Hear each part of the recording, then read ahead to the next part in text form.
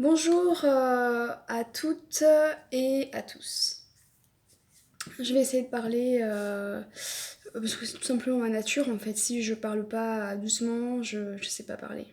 Donc je vais parler très lentement. Euh, alors, je décide en fait de faire cette vidéo. C'est la première et ça sera pas la dernière, j'espère. Donc en fait, c'est un sujet en fait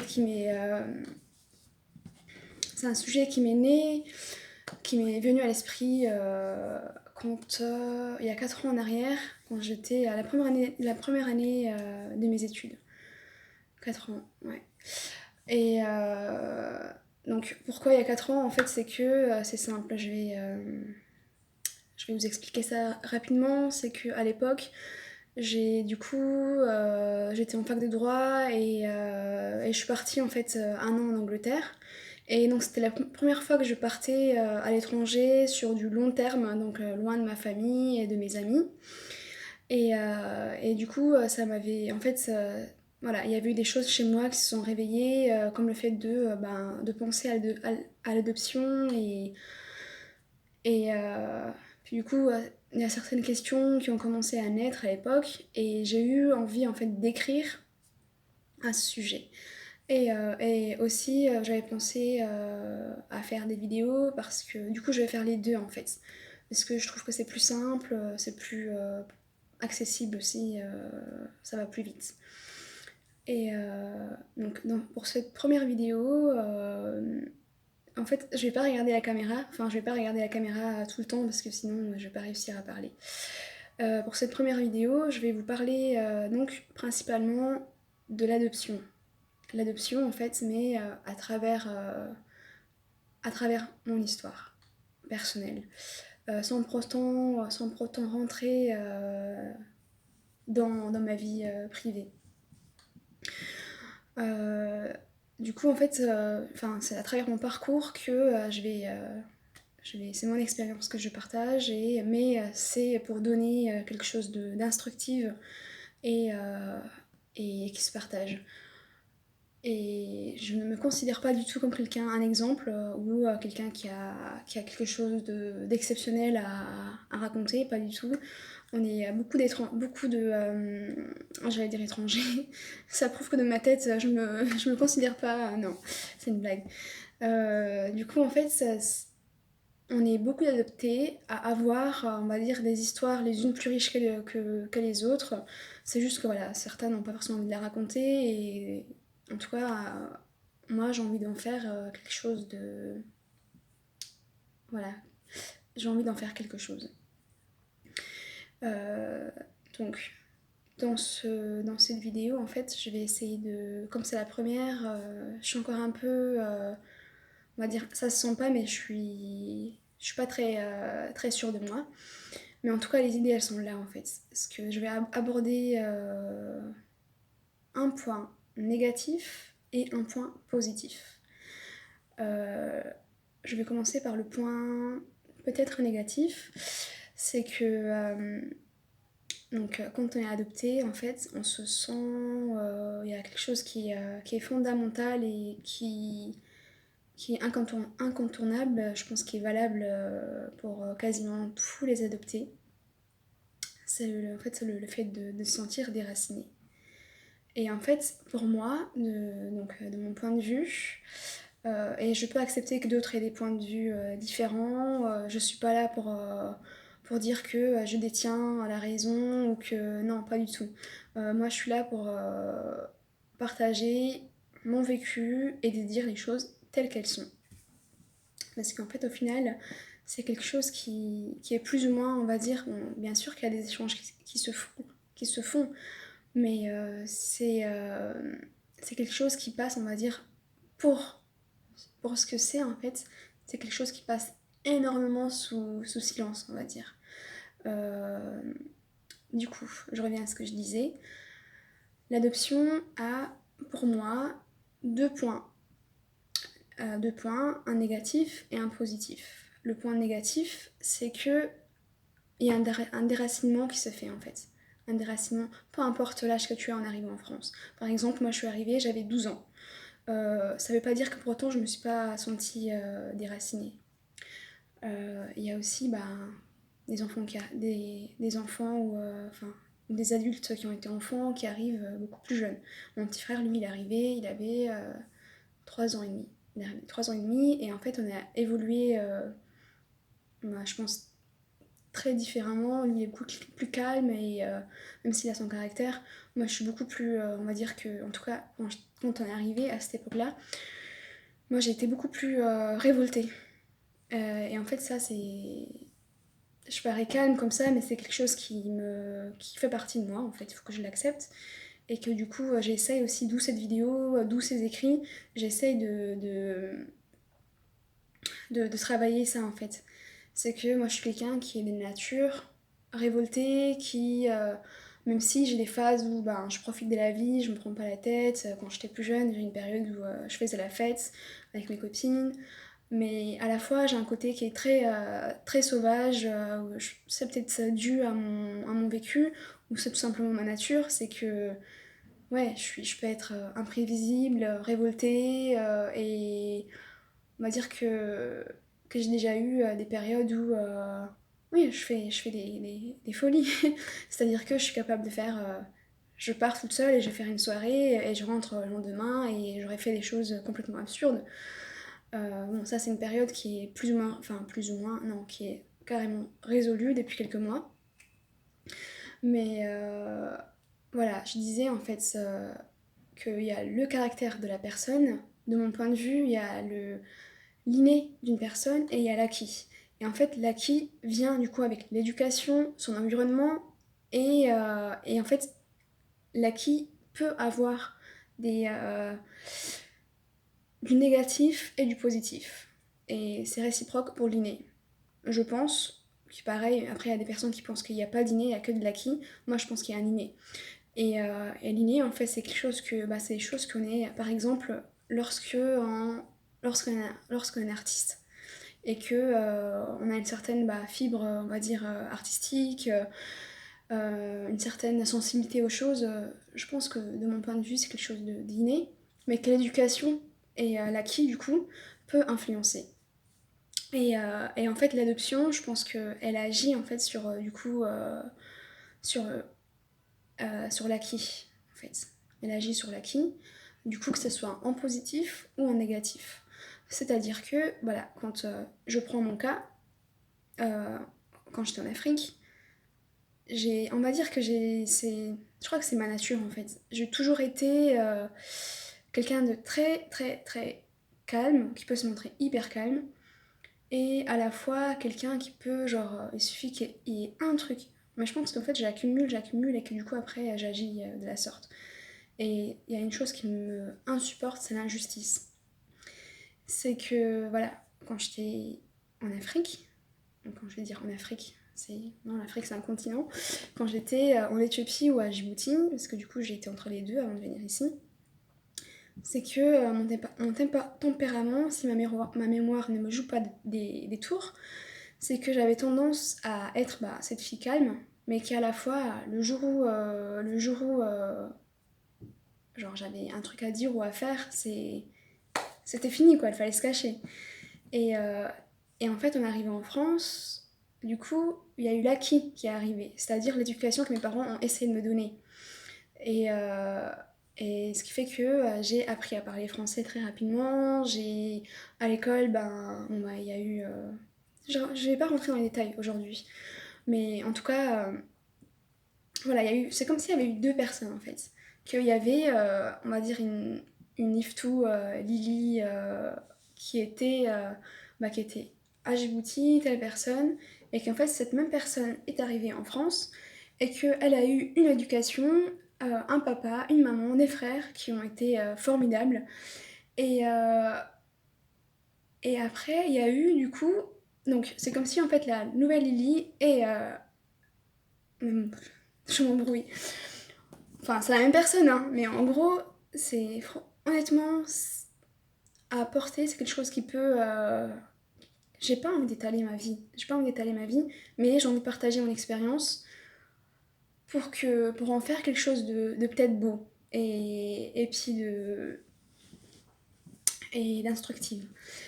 Donc je disais, c'est comme s'il y avait une seule personne, mais qu'en fait, non, c'est comme s'il y avait deux personnes. Donc une, le passé, et un présent, et qu'en fait, il faut se détacher de ce présent, de ce passé. Mais du coup, ça veut dire que inconsciemment ou consciemment, t'as pas envie, en fait, de se détacher du passé. Parce qu'un passé, c'est aussi l'identité d'une personne. Et du coup, ce qui fait que tu te retrouves en fait à batailler entre les deux. À te dire, je vais être celle-ci, non, je vais rester celle-là. Et à la fois, bah, t'as pas le choix, en fait, tu vis dans un nouveau environnement, avec une nouvelle famille, des règles à respecter.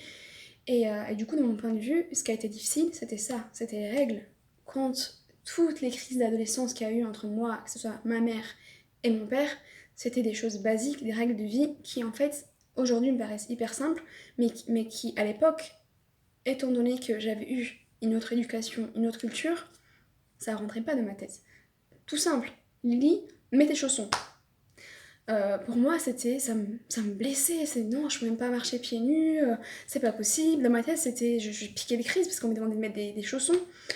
Après, c'était, on va dire, des discussions où enfin, les conflits, on va dire, récurrents, c'était des choses, en fait, de la vie quotidienne, enfin, des choses simples.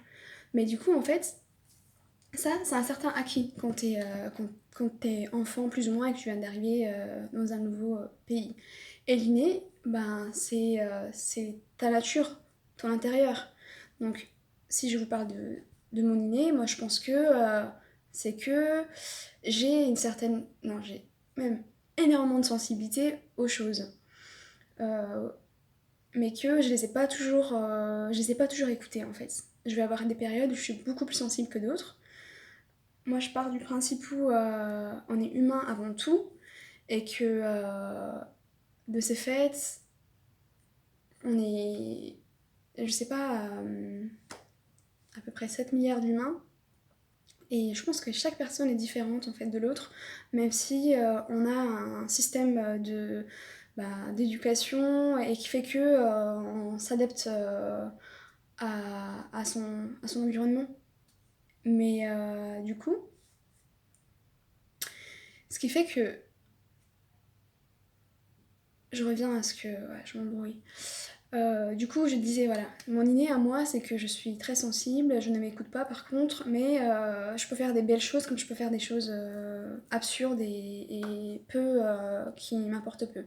Et ça, je pense que c'est dû, du coup, à mon passé, et c'est des choses sur lesquelles j'ai envie de travailler. Maintenant, pourquoi je fais cette vidéo?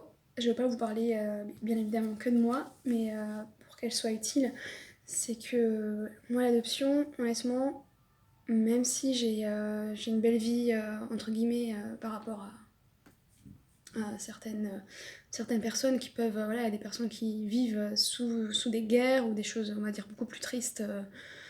Euh, oui, des histoires tristes, ça existe, et du coup, je m'estime pas comme quelqu'un de malheureuse, même si, voilà, j'ai pas forcément... ouais. Ça se voit que je suis en train de mentir. Non, j'ai eu des problèmes, j'ai eu des problèmes on va dire dans ma vie, mais voilà, et du coup, je zappe, je zappe ça parce que c'est encore des choses sensibles et j'ai pas forcément envie j'ai pas forcément envie de, mon but c'est pas de parler de, ouais, j'ai envie que que ça reste quelque chose de professionnel entre guillemets, même si, putain, je suis en train de me gratter les pieds, je suis dégueulasse. Bon, je reviens à la réalité. Du coup, je disais que, donc il y a l'inné et il y a l'acquis. Et que l'adoption, elle influence beaucoup l'acquis, et qu'il y a... pas et que... Et du coup, il y a un passé et un présent, et qu'en fait, c'est très dur de lier les deux. Là, je vais rentrer en fait dans quelque chose de plus concret et qui sort un peu de moi. Euh, c'est que je vais pas nommer, je vais pas dire des prénoms parce que déjà ça serait déplacé et parce que j'ai pas le droit de faire ça. Mais dans ma vie, j'étais menée à partager mon sentiment d'adoption et puis à aussi. Parce que finalement, qui se ressemble, ça semble, comme on dit. Donc j'ai été menée aussi à côtoyer des personnes qui ont été adoptées comme moi. Et en fait, je me rends compte d'une chose, c'est que on partage une même chose, c'est qu'on a cette air-là en fait de. Honnêtement, je vais dire les choses comme elles sont, parce que c'est la réalité pour beaucoup d'entre nous. Je dirais principalement de mon point de vue, pour 90% des cas d'adoption, on est des enfants blessés. On est des enfants blessés. C'est pas la faute, même si c'est tellement difficile en fait comme sujet que je pars dans tous les sens. C'est pas la faute aux adoptés ou c'est pas la faute à l'adoptant. Mais il y a un phénomène en fait qui est là, c'est que quand tu adoptes un enfant, cet enfant, il a une histoire. Faut se dire que c'est pas parce qu'on a 2 mois ou c'est pas parce qu'on a un mois qu'on n'a pas d'histoire. J'avais lu une fois en fait un article qui m'avait vraiment touchée, qui m'avait vraiment vraiment touchée. En fait, il disait que quand un enfant, même dans le ventre de sa mère, il peut sentir en fait, il peut sentir des choses. Et que du coup, une fois qu'il est né, bah, il peut en fait même à quelques jours. Ça me touche tellement que j'arrive pas à dire, j'arrive pas à trouver les mots, mais j'avais trouvé les mots. C'est que, en fait, je me rappelle pas de, tout comme vous, je me rappelle pas de comment j'étais bébé, mais je pense, et cet article le disait aussi, c'est que t'es un, tu comprends les choses. Même si t'as 2 jours, tu comprends les choses, tu sens les choses. Et du coup, ce qui fait qu'un enfant, même s'il est abandonné à 2 mois, et qu'il se fait adopter à 2 mois, en fait, au fond de lui, il sait. Au fond de lui. Et des fois, ça peut même être plus profond de pas savoir, en fait, que ben, de savoir une fois grand comme moi. Et je dis pas que pour moi, il y a pas de problème. Non, il y a aussi des choses. Mais quand t'es enfant, euh, tu sens aussi les choses. Et du coup, quand t'arrives à une nouvelle famille, tu sens aussi les choses.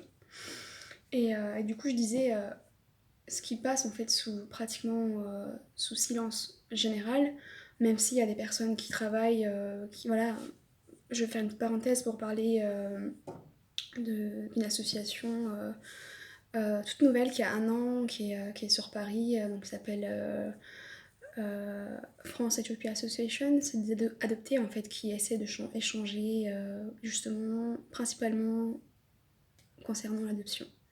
Voilà, je referme la parenthèse.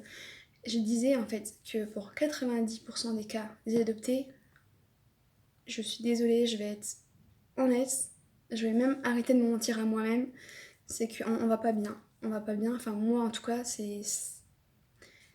je vais pas dire que je suis par terre, loin, loin de là, mais je sais et j'accepte en fait des choses. Je sais qu'il y a des choses qui viennent du fait d'être déraciné en fait, du fait d'être adopté tout simplement. Je dis pas que c'est que négatif, mais en tout cas pour 90% des adoptés que je vois autour de moi, c'est que on a souvent en fait cette air en commun, on se cherche en fait, on se cherche. Et je trouve que dans mon analyse personnelle, euh, pour certains, on se cherche même après. Moi j'ai 25 ans et je pense qu'à 25 ans, il faut peut-être que j'arrête en fait de me chercher et que en fait que je fasse ma vie avec ce que j'ai en fait. Et c'est ce que je conseille. Je leur ai dit, je leur ai dit une fois de plus, je suis pas un exemple parfait, j'ai beaucoup beaucoup beaucoup de défauts.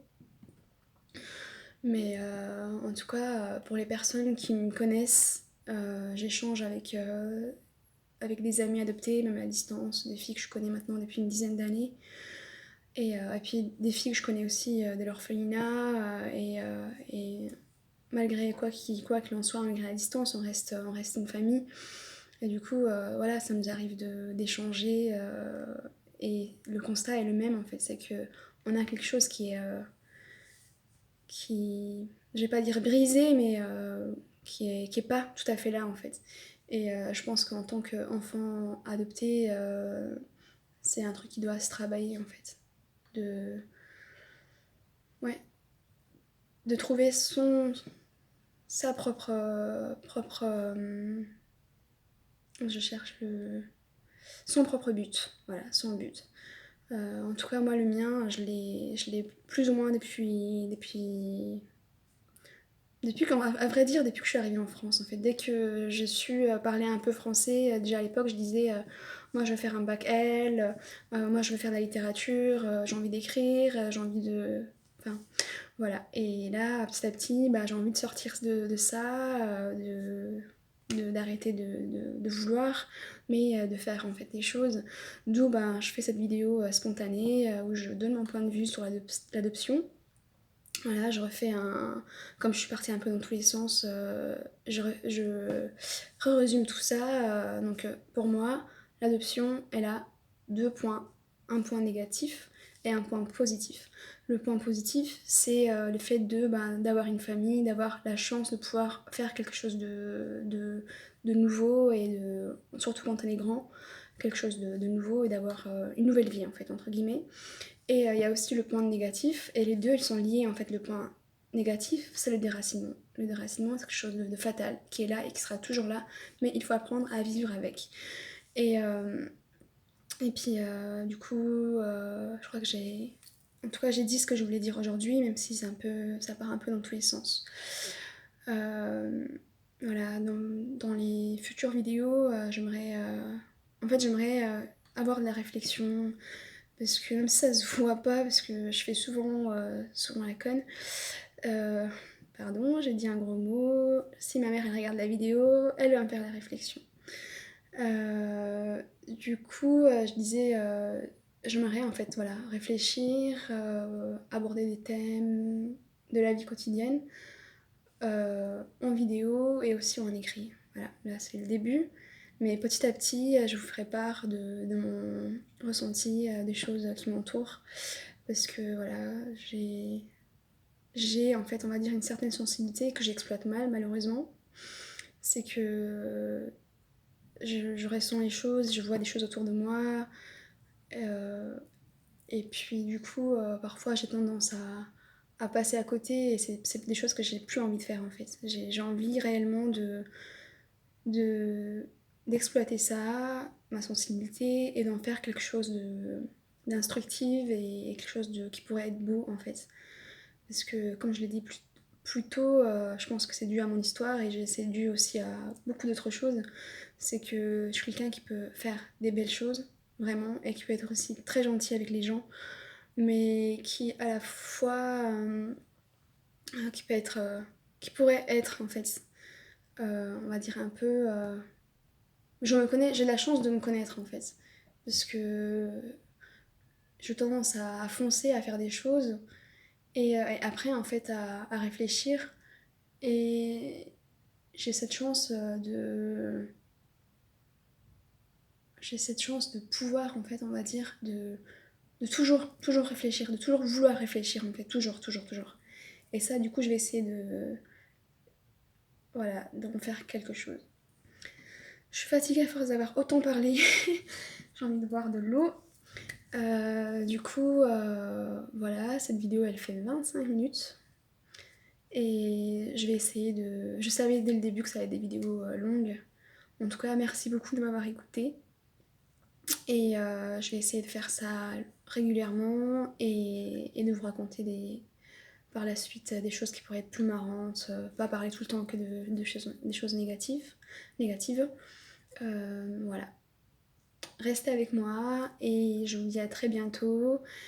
Et puis en tout cas, moi si j'ai un message à passer, s'il y a des adoptés qui vont voir cette vidéo, là je parle qu'à des adoptés, mais plus tard je parlerai d'autres choses.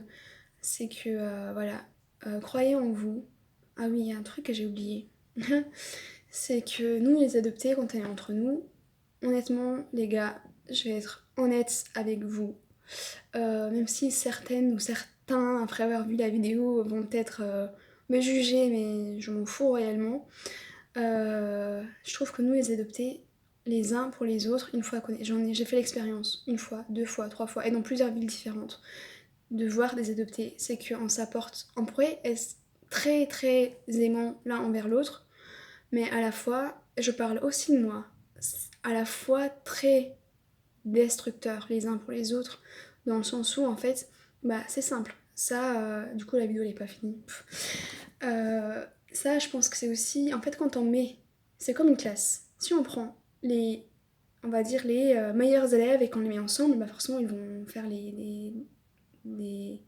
je suis même pas sûre qu'ils vont être des bons élèves. Parce qu'en fait, comme disait, ça c'est une phrase que ma maman elle aime bien, comme disait Paul Éluard, il faut de tout pour faire un monde. Donc, je reviens sur ce que je disais, si on prend une classe de que des bons élèves et une classe de mauvais élèves, bah, ce qui va se passer, c'est que les classes la classe de mauvais élèves, ils vont pas en fait évoluer, ils vont rester on va dire, à leur niveau. Et si